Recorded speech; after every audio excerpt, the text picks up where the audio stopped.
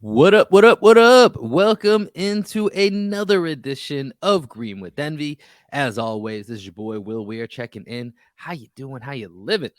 Joining me today as we celebrate the Boston Celtics tying up the best of 7 series in the Eastern Conference semifinals with the Philadelphia 76ers 1-1.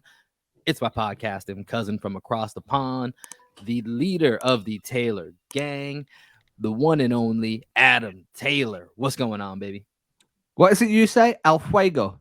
El Fuego. You feeling El Fuego today? Oh man, that performance was El Fuego, dude. It was I was really enjoying myself this morning when I got that watching nice and early. I'm living good, feeling much better than I was to start the week. Yeah, You know, lot better feeling after game 2 versus game 1. Got to shout out our our other co-host here, Greg. He was right. Me and him had to kind of struggle our way through a game 1 reaction in which reactions are overreactions, especially when you're fans in the moment. That's what happens. What you're supposed to do. You're supposed to vent. Things like that will happen. And he even called out the script. This is what we've seen the Celtics do time and time again. They lose games they're not supposed to, and then they bounce back with games that are supposed to be more difficult, and they beat that ass. yep, they tap that ass, dude. They make it their bitch. I will say that Greg on the Instagram live yesterday went for the over. We were talking about how many threes the Celtics were going to shoot, and Yeah, he put out like 55, and then he took the over. I took the under. So Greg came close though, man. 51 threes is a hell right of a there, lot of man. threes. Yeah, that's going to be one of the big talking points that we get into. So with that, to help us get in here, let's do what we always do here right after a game, and let's cue up a morning box score. Morning box score: Boston Celtics take down the Philadelphia 76ers at home 121-87. They tie up that best of 7 series 1-1 heading to Philadelphia this weekend for games 3 and 4. For the Sixers, it was the return of the league MVP. Joel Embiid plays just under 27 minutes, 15 points, 5 blocks, 3 rebounds, 4 of 9 from the field. His running mate, James Harden, who was just Denzel Washington, man on fire in game 1, got more like Elsa in game 2. 2 of 14 from the field, 0 of 6 from 3, only 12 points, did have 10 rebounds and 4 assists. Tyrese Maxey had 13 points. Another solid game from Tobias Harris, 16 points and 7 rebounds. Over on the Celtics side, it was all about the tone setter of the night, and that's the masked man himself, Jaylen Brown, 9 of 17 from the field, 3 of 6 from 3, 25 points, 3 rebounds, 4 assists. His running mate, Jason Tatum, definitely a much more reduced role than last night's game. Only 7 points in 19 minutes, 1 of 7 from the field, did have 7 rebounds, 3 assists, but that's okay. The Boston Celtic role players came to play in game 2. Derek White and Marcus Smart, the starting backcourt, combined for 30 points. Derek White goes 3 of 6 from 3. Marcus Smart also has 5 rebounds and 2 assists. The sixth man of the year, Malcolm Brogdon, was there to pick up the scoring load. 23 points, 6 rebounds, 2 assists, goes 6 of 10 from 3-point range. And the return of the Batman, Grant Williams, 4 of 8 from 3-point land, plays just under 29 minutes, has 12 points off the bench for the Celtics. Adam, you touched on it. One of the big talking points of Joe Mazzulla after game 1, just not enough threes. Like you said, Greg threw it out there that 55 might be that over under. Just hit that under as they just about double up their 3-point attempts from game 1, 26 in game 1. They shoot 51 3-point shots in game 2, knocking down 20 of them for a 20-6 advantage against the Philadelphia 76ers, who actually won that battle 17-10 in game 1. But that's a big difference in this one. Celtics win once again, 121-87. So, Adam, let's start with this offensive change for the Celtics, in which they shoot 26 threes in game 1, 51 in game 2. Sounds like they were really listening to Joe Mazzulla's post-game comments. Yeah, I mean, that's been there. Everyone talks about having an identity, right? Especially in the postseason. And jacking up a ton of threes has been the identity under Joe Mazzulla all season long. So while it made perfect sense to attack the rim more in game 1, you don't have Joel Embiid. There's not really any rim protection there. With Embiid back, a game down, getting back to who you are on offense is the most logical kind of adjustment you can make, right? I mean, it weren't just like they were shooting any threes. There was a lot of drive and kick. They were running some screening actions. I'd say 92% of their shot selection was good shots. Yeah. I don't think they were taking bad shots. Philly's defense just didn't have the same intensity it had in game one. Boston made them pay. And then, as you said in the morning box score, the sixth man of the year came to play. The role players came to play. Overall, though, yeah, they listened to Joe Mazzulla. So any discussion of them tuning Mazzulla out after less than a full season under, like, with him as head coach can be put on pause right now. Yeah, and I think the big part of that is that process you talked about, right? Because there's sometimes where this team falls into, well, our game plan is to shoot threes, and they're shooting threes, but they're not shooting good threes. And last night, for the most part, as you said, I think the process to get those threes, the ball movement, getting paint touches, getting out in transition against a Philly team that you've highlighted before likes to play slow, slow, slow. And so trying to get them out in transition, I thought the Celtics did a really good job of that. And I think from an individual standpoint, you touched on Brogdon, but I want to start with Jaylen Brown, because I think Jaylen Brown was so incredibly important to last night's game. A lot was made of game one that he only took 10 shots. He made 8 of them. And, some of that was maybe coaching. I think some of that was Jaylen Brown himself got a little bit less aggressive for whatever reason, in game one. In this game, he came out and set a tone with a big first quarter, big start to the third quarter. And in each of those, he came out aggressive, both offensively and I think defensively, him taking on that James Harden assignment at different points in this game, especially early on, and picking up James Harden full court at certain points to just to make him feel a little bit more uncomfortable right from the jump, I thought was really important to, as I've said, set the tone for this team who too many times, and this is part of the freak out from game one, is great. You guys are talking again about how you didn't show up with that intensity. Well, that intensity was there. Embiid was back. I don't know if that's all it takes. Is just, hey, play your best guys and we'll play our best game. Seems to be like that's how it works, even though it's the playoffs. It should be your best game every time. But, it certainly was the case. And Jaylen Brown was the guy that made things go for the Celtics in game two. Yeah, super aggressive, got to his spots. I'd like to point out that the fact that he went at Embiid, went to his chest, went to dunk on Embiid, dunk through Embiid, dunk over Embiid. That would have been an all-time highlight if he threw that down. Yo, dude, man. But just the fearlessness, that pumps guys up. If you rewatch that highlight, look at the smile on his face. Even though it didn't go, he was having fun out there, man. Yeah. And I think that, when you do things joyfully and when you do things for the right reasons because you're playing the game the way that feels good for you, the way that you like to play, you're going to have a good night. And he definitely did. He was pressuring that rim all the way through. His 3-point shots off the move were good. His 3-point shots off the dribble were good. And it wasn't one of the Jaylen Brown's, Butterfingers nights. This was the best version of Jaylen Brown you're going to get. Al Horford said after the game, I don't know. Real quick, one turnover for Jaylen Brown. Very big one for him. Yeah. Did you see the Al Horford clip where he's talking to Scal afterwards? I don't think I saw that. See if you catch me up here. So it's like a video call. So he's calling into like NBC Sports Boston's post game, and Al Horford was like, "Yo, this was a top of Jay. There's been very few times I've seen Jaylen Brown play better than this, if ever." Like paraphrasing, but that was the way Horford put it. Like This was Jaylen Brown at his best, aggressive, finishing plays, running with the ball in his hands, creating stuff for others. Like everything that the Celtics have been working towards with him, just all kind of converged into this performance. And the only downside to me personally is it was another game where one of the Jays took over instead of being able to say both of the Jays clicked. That's such a rarity. And like, if they can figure out how to make that work, then I don't know who stops this team. Yeah, I mean, that gets back to, when the Jays score over 30, I always ask Greg, what happens? They get dubs, and they have the best winning percentage when that happens. And, last night to win this game, 121-87. And so that's the funny thing I was thinking about. You get a stat line from Jason Tatum. He only plays 19 minutes. So in the long run, he got basically a rest night, 7 points, 1 of 7 from the field, 0 of 3, did get to the line 5 times, 7 rebounds, 3 assists. And you think about Jason Tatum's stat line from game 1, right? 39, 11, and 5, and you lose that game, but you get this game from Jason Tatum and you come away with a win. And you factor in, Jaylen Brown only shot the ball 10 times, but shot 80% from the field. So you take those two stats from game 1 and you somehow end up with a loss. Here you get, a game where just Jason Tatum just didn't have it, was in foul trouble most of the night. And by the time he could have come back, the Celtics already had the game in hand and they walk away with a win.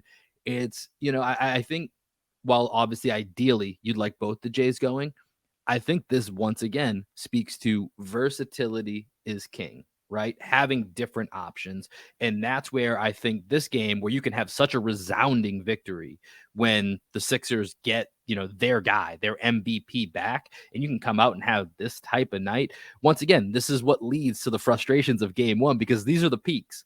These are the Celtics that we watch and we see them dominate in these ways that, yeah, this could be a really special team, but it's not always there night to night. But on a night like this, you have so many guys that step up on the back end.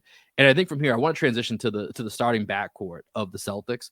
Let's go to Marcus Smart first, because Marcus came into this game questionable with a chest contusion injury that, I think he suffered in the Hawks series, but was re-aggravated against Philly in game 1. But he came out, I think, very similar to Jaylen Brown. He kind of set a tone defensively. He was very aggressive. You could see it, in his play. You could see it in his mindset. And then offensively, I think he just made a lot of good decisions. Also, like Jaylen Brown, 1 turnover. That's huge. The Celtics had 16 turnovers in game 1. They reduced that last night to just 6 in the game. So obviously that's a massive difference as well. You think about the 3-point variance and the turnover variance, and those are 2 things that are very high on Joe Mazzulla's list.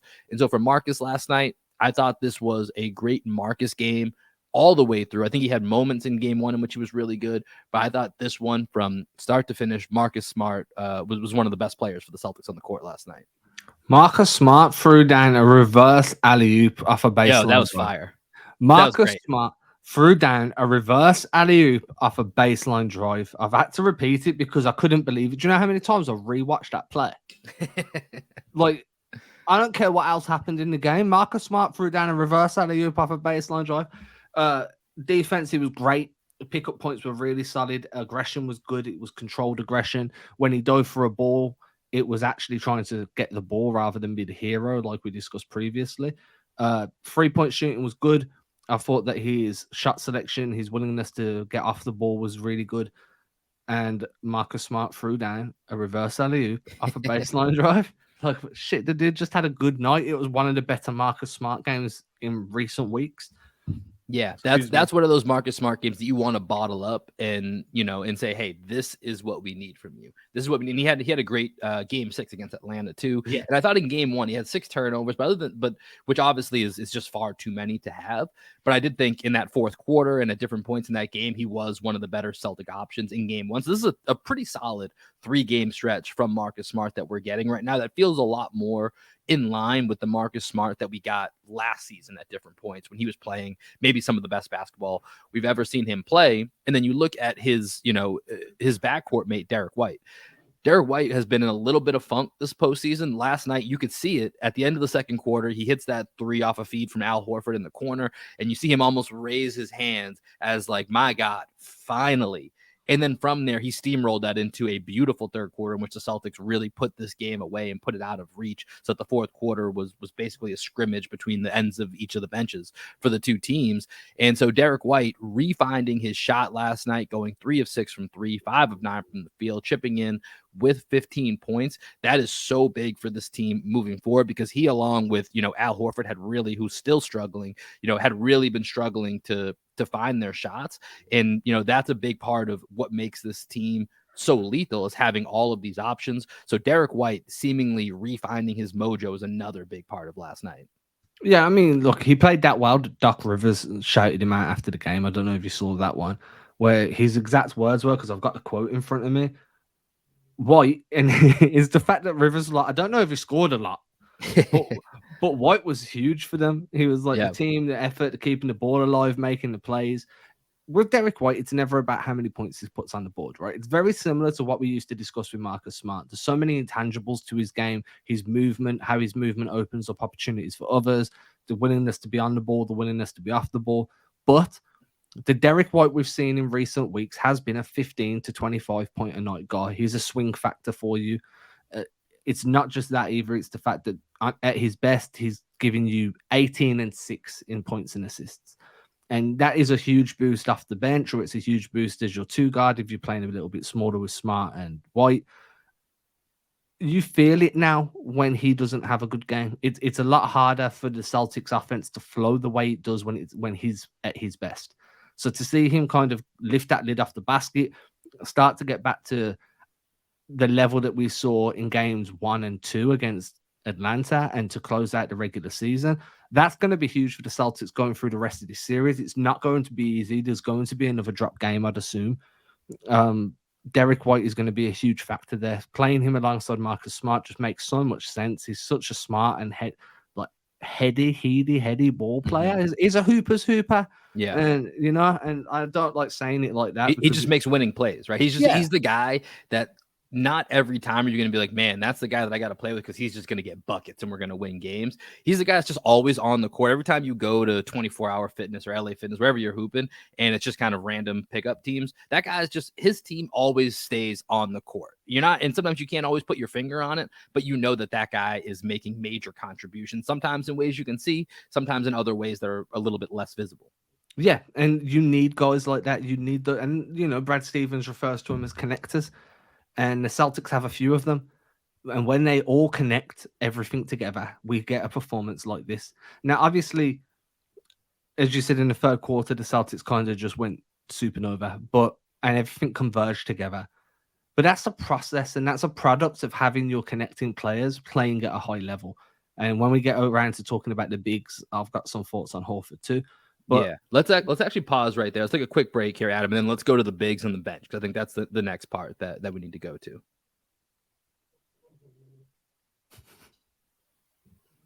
All right, so you started to talk about it here. Let's get into, and do you want to start with the bigs or the bench? Let's go with our double Bs here. Bigs or bench? Which way do you want to go?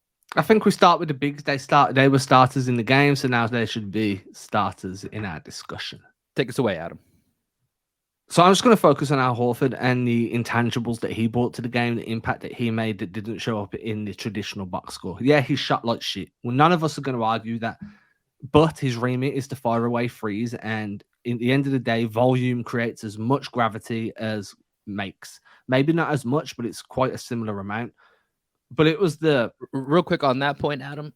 He's going to continue to get that. So he needs to keep shooting those shots, because if they're going to give it to, he shot near 45%. They talked about, I think he was third in the NBA this year in 3-point shooting.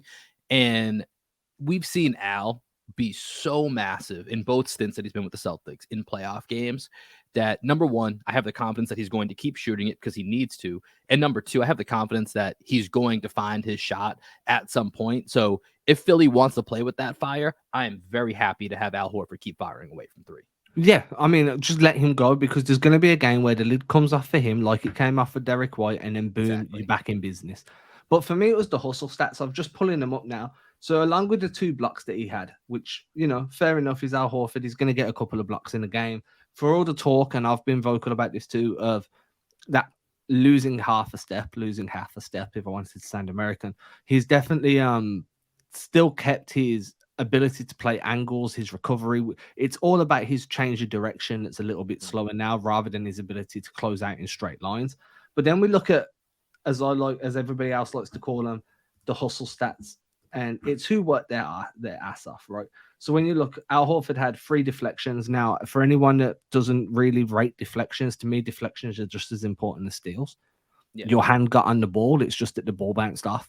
You still broke up a play. You made a team reset. Maybe another one of your team managed to get the steal after that, or you get a stop. So he had 3 deflections, had 6 screen assist points. So he screened for guys to score 6 points. The Rudy Gobert stat. Yeah, it looks like they were both threes as well, because he only had 2 screen assists. But then he contested 5 2-point shots, 2 3-point shots, gave him, I was 1 down. Contested 3 2-point shots, 2 3-point shots. He was just everywhere, dude. Recovered a loose ball. boxed out. How many times boxed out once as well? So like, they're boxed out more than that. I don't trust the NBA box Yeah, out stats at all. Like, what are we registering as a box out here? Does it have to be it's very traditional? subjective. Yeah. Yeah, like no, dude, I'm not trusting that stat. But my point stands, right? Al Horford was He did the little everywhere thing. in this game. Yeah, he was everywhere. His short roll offense was really good in terms of like swinging that rock across to the weak side or to the strong side. Willing screener. Yeah, the ball didn't fall. But to me, there was a point in time where I was sitting there thinking about what I was going to write about for Celtics blog today. I was like, Al Horford's big game. And then Yeah. I look at the box score after the game because I try not to watch with the headphones on anymore because then I feel like you can get taken down a rabbit hole with what the announcers are saying in their narrative. So I try and watch it without the headphones. And then I check the box score and I'm like, Al Horford didn't have a big game. But to me, it felt like he had a really big impact on the game, you know? So huge fan of what Al Horford did. That was the only big that started. Yeah, no, that's the only big that started. But I'm with you. I was watching it. So last night I wasn't able to watch all of the game in real time. I had Greg and I had a rec league game last night. Proud to say, Who won? Green with Envy pulled off a 63-60 win. So nearly had a Celtics moment where we choked it away at the end, but we were down 15-2, made a strong comeback. I was proud of our boys. We fought. So big win for the Green with Envy men's league team last night.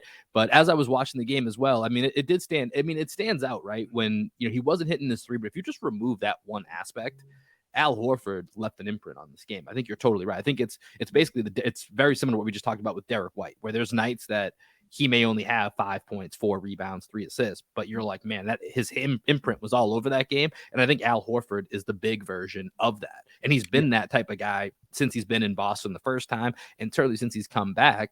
And then let's go to some of the bench here, because I think this is bigs and bench that we're still with right now. And let's start with Robert Williams as we go to traditional bigs. Then we can hit the other two guys that really played big roles off the bench last night. But Rob Williams is another guy where I felt like his activity level was very high. His energy was super high. He had 7 rebounds, 4 assists, and 3 blocks. And so it feels like, even though he's only playing 21 minutes, it feels like we're getting that high energy Rob that is just kind of wreaks havoc on the defense, right? And you can feel it even in some of these that didn't end up in rebounds, but the tips that he was getting to keep balls alive, to keep them from turning into offensive rebounds that maybe turn into threes or turn into putbacks for the Sixers. He was just in the mix last night, and I thought despite only having 2 points, his activity level was super, super encouraging. Yeah, it's the little things like when he's around the room, guys release the ball quicker, so then their shots are a bit off, or they release it higher or faster or stronger, whatever. His effect there is huge. But then I felt like the Celtics defense didn't really pick up its intensity until Rob's first stint off the bench. When he first came in off the bench, that's when I felt like the defense kind of settled down, figured out what they were going to do, started to pick up a little bit higher. You had Rob there. You felt comfortable knowing if someone beats you, Rob's going to be able to get there or at least challenge the shot. Offensively, like you said everything that needed to be said. He's another guy, same as Horford, that can connect things. Now, Rob to me is what Aaron Neesmith would be if he was 6'9", 6'10", just in terms of like Tasmanian Devil, Energizer Bunny. Yeah, dude. Just like there's no control there, but there is, right? It's that. How can I put it? Controlled like, chaos. That's the word I was looking for. Yeah, it's like NASCAR in a human. You know what I mean? You're just like, please just don't let him. How many times do you think Robert Williams has ever been compared to Jeff Gordon? I'm trying to think. At least 6. At least 6 times. That was his high school comp in the McDonald's All-American games. No, I'm just joking. But I was gonna say, apparently I look like Andrew Bogut. I got told yesterday. Oh man, we got a lot of celebrities on the podcast. We got Vernon Korkmaz, we've got Derek White combo. Now we've got Andrew Bogut. Well, someone else said that Greg looked like Jose Alvarado. I saw that too. I popped in for a minute. I saw that as well. Yeah. So we've got a lot of, when I hop on, I think I'm going to be joining on Friday when we do our, this is a good time to promote that. So pregame, IG live, make sure you're following at Green MB Pod, at Adam Taylor NBA. We should be going live again, 4:30 Eastern time, 3:30 Central, in advance of Game 3 Friday night. But back to what you were saying here, Adam, about Rob. Yeah, I mean, I've said what I needed to say. Look, he contested 10 2-point shots, contested 3 threes. That was the most shot contest out of anyone on the Celtics. It was the most shot contest out of anyone not named Joel Embiid, who beat him by 2 shots, considering and Embiid was on the floor for 5 more minutes, which I found wild that Embiid played 26 minutes on his first game back while wearing a knee brace. But that's for Sixers fans to be upset Well, no, about. we'll talk about that here in a minute, because I do want to look at this from the Philly perspective here in just a second, and in terms of certain adjustments. But before we go over to that side, I think, we're talking right now about the small things that Al Horford and Rob Williams did. 2 super obvious things that happened off the bench last night were Malcolm Brogdon and Grant Williams just raining down threes. 10 3-pointers made between Brogdon and Grant Williams. Brogdon has 13 of his 23 in the second half. And I think, game 1, save for the outlet pass that Malcolm Brogdon threw to Tyrese Maxey that ended the game, I thought he played a really good game 1. I thought he was a guy that had a good game 1. He had a great game 2. And I think this is a series where you're seeing how important it is having that third consistent guy that can get you points, that can get you buckets, that can create on his own, that can get his shot both in the lane, can also get it off the dribble, shooting threes like we saw last night. And that was a component that was sorely missing last year during the playoff run the Celtics had. And so I think having this third guy, especially on a night where, like you said, ideally the Jays are both going for 25 plus, 30 plus, doesn't always happen. And so to have a guy like Malcolm Brogdon that can have back-to-back, solid scoring outputs, has 23 points last night on a very efficient 7 of 15, 6 of 10 from 3. I think last night, this is the vision of what made me so excited when you think about having a guy like Malcolm Brogdon when the Celtics make that trade in the offseason. Last night was the type of game that Malcolm Brogdon is going to have that's going to put this team in a different place from where it was when you think back to last season's postseason run. Yeah, there's times where I feel like he dribbles the air out of the ball. For sure. And there was times like that in this game before he heated up. When Brogdon heats up, his willingness to shoot and his decision making on when to shoot seemed to pick up as well. It's like once he's got it going, everything just happens a little bit quicker for Brogdon. And I agree. Like last year, coming out of the finals, you knew that the Celtics needed that type of ball handling bench scorer that can also facilitate and run the offense. Brogdon was the dream acquisition. And then Brad, to me, this game he just won 6th man of the year. So obviously Brad Stevens is already justified. But if you still needed convincing that Brogdon was that missing piece, and if you did, then you're a far bigger skeptic than me. But if you did, then this game should have put you at rest, because Brogdon came in and literally just took over for a stretch. It felt like everything he was shooting didn't miss. There was one shot he took from deep. I think it was in transition, or he come off a screen and just walked into a 3. And I was like, that's a heat check right there. Boom, went in. And then it was like someone had put a magnet on the back of the rim. Everything was just dropping for him. And he's not always going to play like that, but you don't need him to. Jason Tatum's not always going to score 7 points and be in foul trouble from start to finish. Jaylen Brown will score more than 25 sometimes and score less than 25 sometimes. There's variance in this, but as you said, having that additional option that can do so many different things while scoring is a huge, huge plus on that bench. And I love the fact that he hasn't started since he joined the team. Yeah, they had a game plan and they stuck to it. I mean, him being that 6th man from the moment they traded for him, that was the plan, and they stuck to it throughout the entire season. And you're seeing those dividends right now. And that was just a really, really important Brogdon game.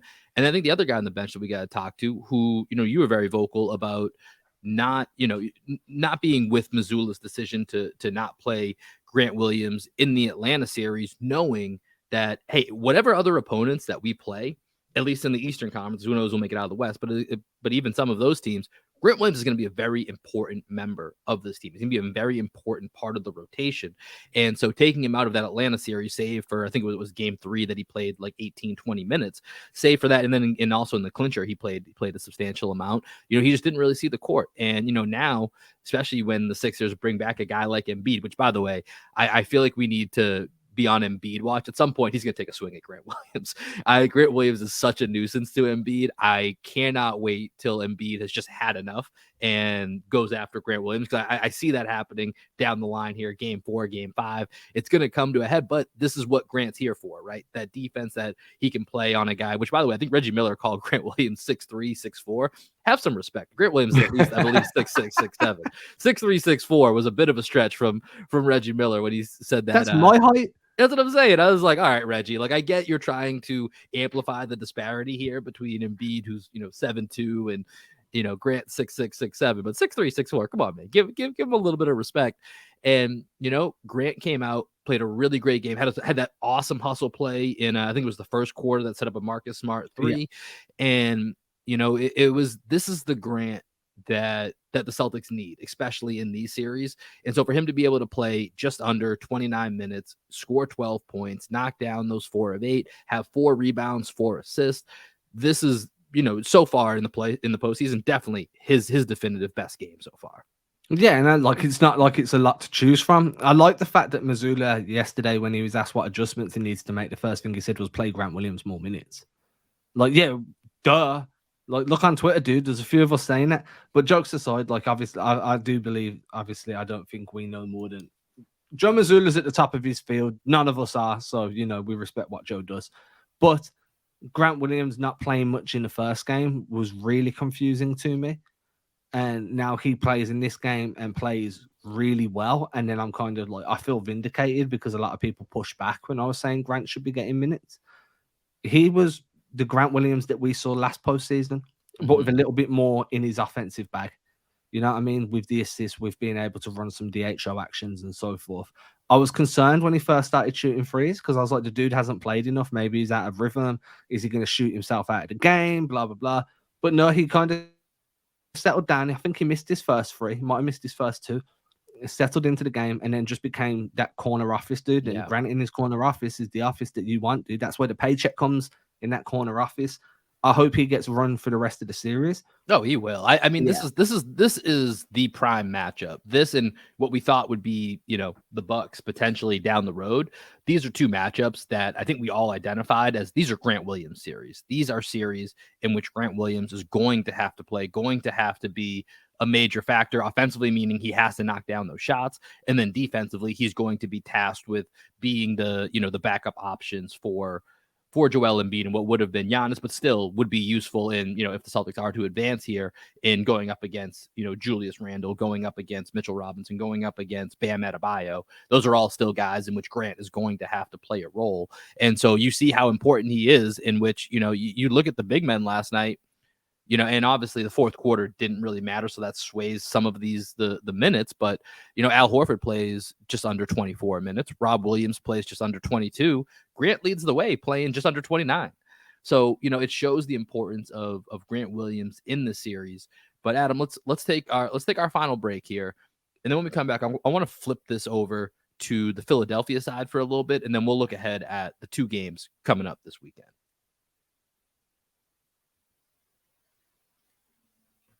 All right, Adam. So last night, the biggest thing was, will he or won't he? He did. Joel Embiid came back to play last night. A lot of conflicting reporting of how serious is this? I'm back. Is he actually back? And eventually he was. He did play, as you mentioned before. He played just about 27 minutes, 15 points, 5 blocks, which I thought were pretty important, 3 rebounds here. But let's just start with, how did you think Joel Embiid looked out there from a physical standpoint? Slow, unsteady on his feet, looked like he was really struggling to balance. He fell over one time just running back on defense completely by himself. And he also fell over when Grant Williams literally brushed him. Give him a little, just a little blow. The Lance Stevenson blow. Boom. Remember the Lance Stevenson blow from back in the day when he used to blow on LeBron's ear? I love that. But yeah, I don't think he's nowhere near full health. I think everybody understands that, and it's not really a discussion point because everybody understands that. He looked good, There were still times where they were feeding him in the post. We didn't really see him try and get too deep into the paint on offense. We saw him play, as Greg and I spoke about yesterday, we saw him play a very specific, restricted form of defense where he was kind of like reduced mobility, reduced responsibility. That's going to improve, and we're going to see, Embiid will take steps towards being maybe 60%. If he was 50, then 70, then and so forwards. But I don't think we're going to see MVP Embiid for the entire of this series. And LCL sprain is quite serious, especially a grade 2. He's playing with that brace on his knee. So that's going to restrict movement. I don't think To me, it feels like Embiid and Philly are going through right now what Boston and Rob Williams went through when Rob returned against the Nets and wasn't himself for the Yeah. entire postseason. That's a great comp, and it's trying to figure out where can we put him both minutes wise, situationally, to get to maximize the most out of whatever we can get out of Embiid. And for me, it just felt very conservative, both in the times in which Joel wanted to try to explode or try to be more of a factor, and then also from a positioning standpoint, where they were using him defensively, offensively. It didn't feel like he was necessarily bowling through the lane trying to get a lot of foul calls. When he was going to the hoop, it was mostly on putbacks. So it was definitely a different Joel Embiid.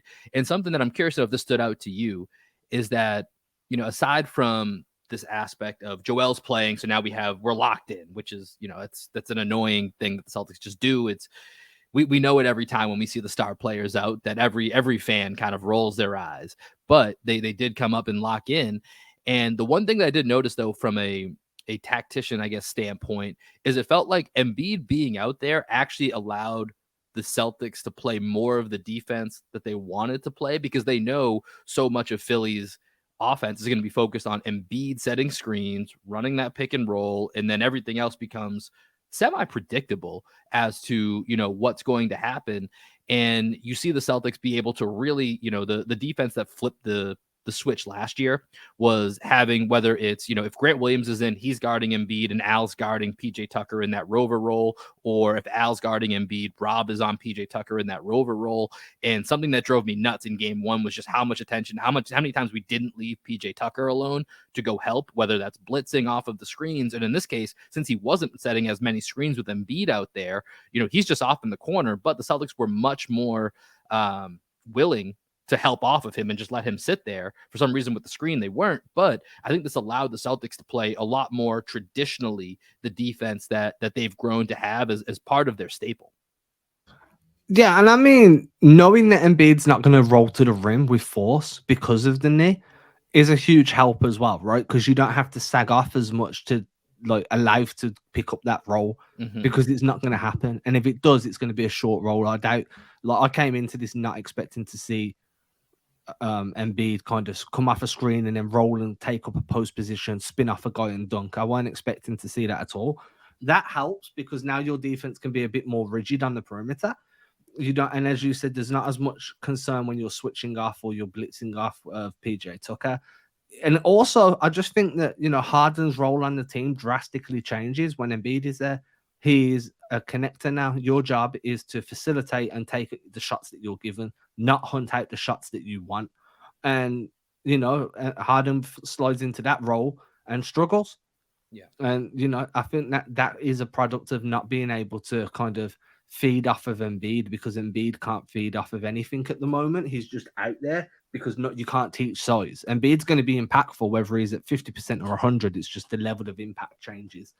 And yeah, so I'd agree. I think also the scouting reports are a lot deeper with Embiid on the floor than off. There's a lot more, as you said, it's kind of a default offense that the Sixers run with Embiid on the floor. Without him, Paul Reed's a bit of a pain in the ass to defend because his movement's so good. He likes to move around a bit. It's more of a 5-out offense. Everything, the ball moves quicker, the pace is faster. So I agree. I think with Embiid on the floor, I wouldn't say it's easier to guard them, but you're used to guarding the Sixers with Embiid. That's what you're used to, and that makes things. It's just a comfortability factor. And that's what you have on tape, right? Because there isn't a lot of tape of, hey, That's what what I does mean. the Yeah, the team scouting look like? reports. Yeah, that's what I'm saying. So that's everything that you have in your mind is we do X when Y happens, or he rolls, we do this. We shade off this individual, we help here, and the Celtics did a great job of that. So in a weird way, Embiid being back gave the Celtics defense more confidence in what they were supposed to do, because there was a real lack of helping, in that game one, whether it was, on James Harden with some of the screens he got. I mean, I think most glaringly of that Tobias Harris dribbling around the world, checking the shot clock, and just nobody helped out for some reason. That didn't make any sense, but it was definitely a change mentality for this team. And then flipping to James Harden, who, like I said, in the morning box score, was just a man on fire in game one. And despite some of the Celtics, faults defensively, some of that was just high level shot making by James Harden. In this game, he goes 2 of 14. We talked about, specifically Jaylen Brown taking on that matchup at certain times and really seeming to have a big impact on that. I know Joe Mazzulla was upset about no one in the media asking him about the adjustments that were made from game 1 to game 2, which I thought was a little feisty from good old crazy Joe Mazzulla. But I'm curious to know, Adam, did you notice anything different about the approach to Harden from game 1 to game 2, just given how, the shooting percentages and how drastically different they were? To be honest, that'll be something I get in my rewatch that I haven't had yet. I found that they were fighting over screens more than trying to switch. They were taking away the ability to hunt mismatches by just fighting over screens with Harden on there. And then if you wanted to switch after, you can, right? But Harden's not going to come off of a screen and flow straight into a mismatch. He's going to have to deal with whoever was on. And that was personnel wise. There was one where it felt like he was hunting Horford, and Smart switched onto Harden.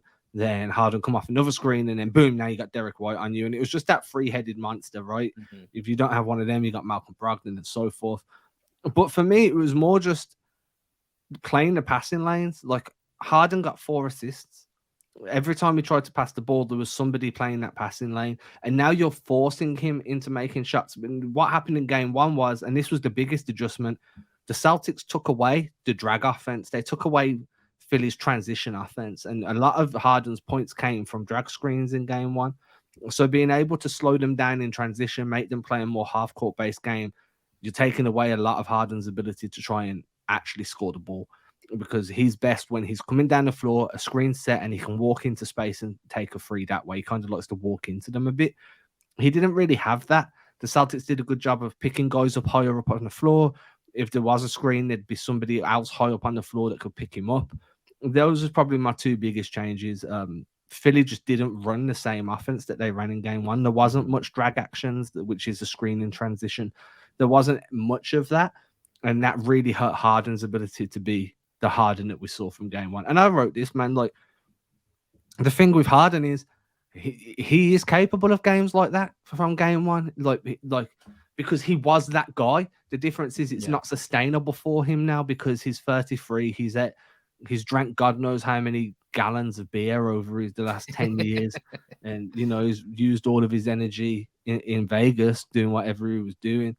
Like, he ain't going to you can't sustain that. It's just not sustainable.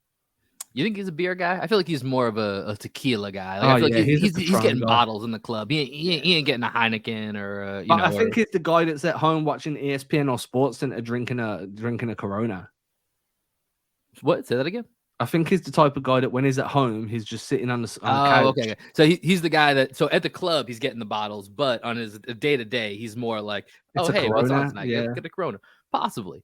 But real quick on that assist note that you talked about. So Celtics have 26 assists last night to only 13 for Philly. Another major advantage for the Celtics. So let's do this here, Adam. Let's start to look ahead. There's 2 games on the weekend coming up here. We've got Friday night in Philadelphia, followed by a Sunday late matinee, about 3:30 tip-off time, which, by the way, Adam's going to hang out, stay up with us a little bit past his bedtime, maybe grab a cup of tea. The 3-man weave will be recording right after the 3:30 tip in game 4. So if you're looking for more content, we will have that. And then, as I mentioned before, come follow us on IG. We'll have a pregame live show, 4:30 Eastern, 3:30 Central, in advance of game 3 on Friday night. But as we look ahead to the weekend here now, so the Celtics have done, after falling on their face a little bit in game 1, they come back and do what the script says. Fall on your face, come back and look absolutely dominant, even though the MVP of the league came back, and take home one of your biggest playoff wins in recent memory. Tie the series 1-1. Heading to Philly, 2 games in Philly this weekend. And this is going to bring a lot of momentum one way or the other here with what happens in these next couple of games. Adam, let's put yourself in Joe Mazzulla's shoes or into his mindset. Let's cue it up. Let's give you the right settings on your internal motherboard here. And let's see what we can drum up. What would be your game plan heading into game 3 and 4 if you were Joe Mazzulla? Shoot more threes. You want to go more than 51? Yep. What's the number that you're targeting? What are you looking for? Just shoot more threes. I like that you've gone full Joe Mazzulla character with 2 to 3 word answers. That is the perfect Joe Mazzulla mindset. Yep.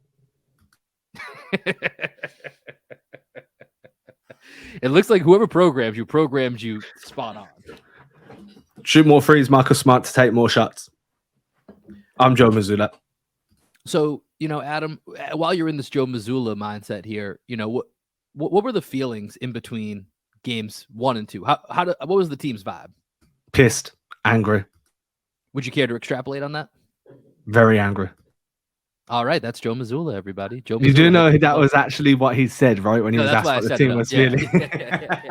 Because then I forget if it was Jared Weiss or who asked it. Maybe it was Bobby Mann. I can't remember who asked it. They kind of asked for a follow-up, and he basically just flipped them around. Pissed, angry and pissed. That was kind of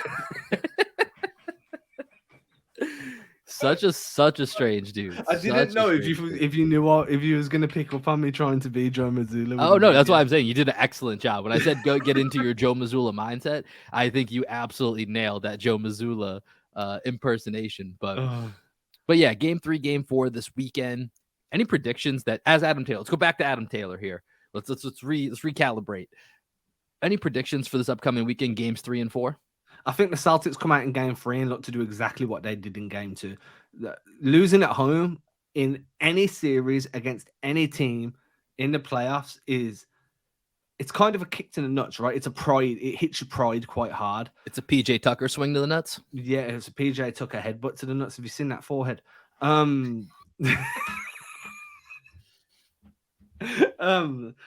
So I think I'm expecting them to come back and do this and repeat game 2 and game 3 and kind of get that win out the way, get that one win away from home out the way, restore some pride in the team, restore some pride for the fan base. And then game 4, I'm expecting a really close game. Yeah. I think both teams come to play in game 4 because if the Celtics do what I say and win game 3, then now you're playing for control of the series. Boston go 3-1. And they go back home. We've seen that script. They're probably going to win both games in Philly, come home and lose. That's probably how it's going to go knowing this Celtics team. But yeah, man, I'm expecting them to split the series. I'd be very shocked if they dropped game 3, but if they did, I would expect them to win game 4. But I'm going for a 1-1 split. Yeah, I mean, I could see that happening. I think there's a weird world, like you said, in which the Celtics win both of these games in Philly, lose game 5 at home, and then go back and close it out in game 6. Because I do think from the Joel Embiid standpoint, whether it's the Celtics are up 3-1 or it's, there's going to be a point where Embiid has a game. And my point is Embiid's going to have a game. I don't know when it's going to be. There's going to be one game where Embiid really lets it all out there and has a really, really impressive performance. I think for me, the big prediction I have is just game 3. Tatum's going to go all out. Tatum's going to have a mic drop game. I think, obviously very happy with the win, but Tatum's in a certain upper echelon of superstars, and they're just held to a different standard, right? And you look around the league, you see what Jokic has done, you see what Devin Booker has done in certain spots, you see what Steph Curry's doing. You see what obviously LeBron and AD are doing for the Lakers, what Jimmy Butler has done. And these are the guys that live in the same space as Jason Tatum. And so his name is a direct association with them. And it's very rare you see those guys have a 7-point performance.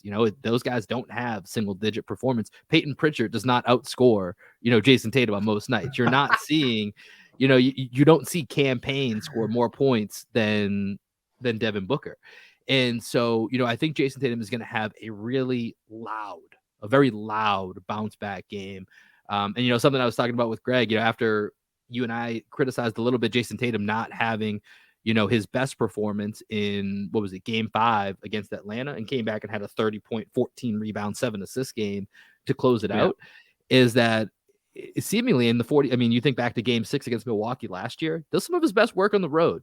My guy likes to travel. Maybe he just needs to be on the road here. So I'm expecting game 3, a very loud 30-plus point, 10-plus rebound, double-double from Jason Tatum, in which he's really going to turn some heads. So that's my big prediction for game 3.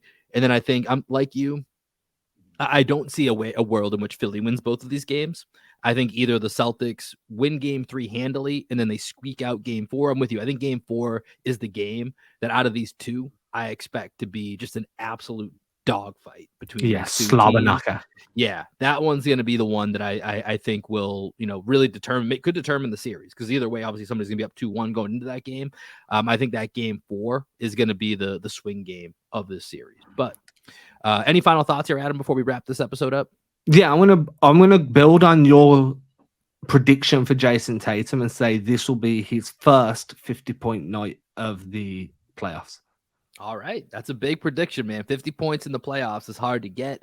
We'll see. That'd be the first, I believe, if we're not counting his play-in performance. Actually, no, he did score 50 points against the Brooklyn Nets a couple years ago. So he'd be the first to do it since himself a couple years ago against the Brooklyn Nets. So I like that prediction, Adam. I think it's going to be a big night for Jason Tatum. We say big, right? I'm going 50 burgers. You're going 50. I mean, I thought I was going big with a 30-point double-double here. So that's light work for JT when he was upset. Light work, man. I mean, honestly, 30, 14, and 7, and it was light work in game 6 against Atlanta. So we'll have to check back and see how that goes. We'll have y'all covered throughout this entire series. So we'll be back on Instagram 4:30 Eastern, 3:30 Central. Make sure you're following at Adam Taylor NBA, at Green MB Pod, at Manakis Music. We are going to have y'all covered with some pregame shows throughout the postseason. And then, as I mentioned, live podcast recording directly after game 4 on Sunday. We will have the holy trinity of the 3-man weave united to break that all down and fill y'all in of where we're at heading into game 5 back in Boston. Going to be one hell of a weekend. Hope that y'all have a great time out there. Hopefully the Celtics can bring back a couple of dubs. Adam, as always, it's been a pleasure, my man, and sending us out here as it does each and every time. You know the drill. Here's a little bit of Black Sheep Optimist from our guy, Greg Manakis, and his band down here in Austin, Texas. See y'all this weekend. Peace.